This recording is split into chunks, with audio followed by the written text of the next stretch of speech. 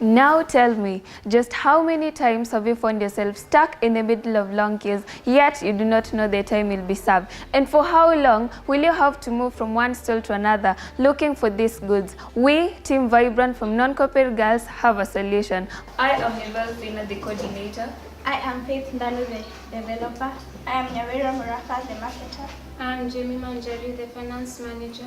I'm Elena Mudhoni, the client resource manager.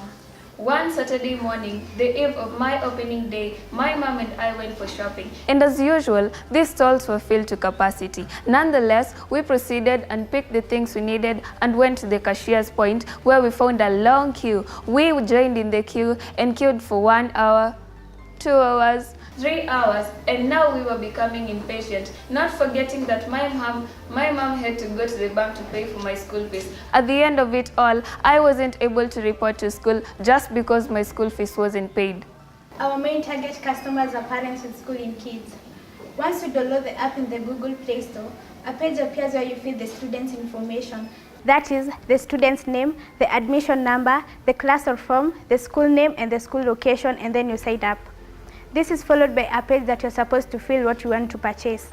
The third page displays the total amount of money that you are supposed to pay and the normal procedures for paying using M-Pesa. The final page asks you to verify the day and date by which the goods are to be delivered to the specific places. Schoolit app makes use of maps and tracking devices by ensuring the safety of goods. The Schoolit app aims at providing a platform that makes buying school items easier, faster, and more convenient anywhere, anytime, by providing a user-friendly channel, especially during the back-to-school season. The app takes advantage of the fact that mobile phones, especially those that are Android-based, are commonly used, hence getting a wider market. The purchased goods will be transported to either the child's home or school preferably.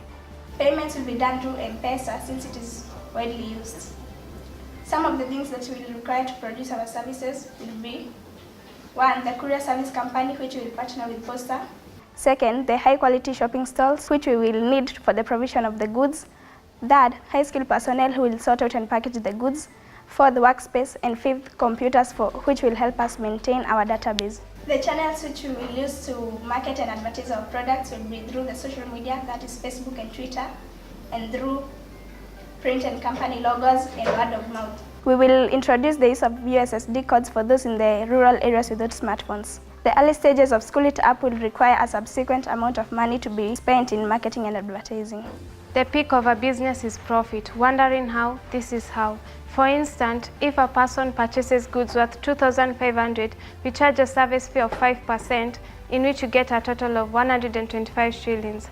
If 1,000 users happen to use our app, we get a total of 125,000. In approximately 30 counties, we get a total of 3,750,000. In 3 holidays, we get a total of 11,150,000. Deducting the expenses, which includes the transport costs, the salary and the rent, we get a profit of 4.3 million.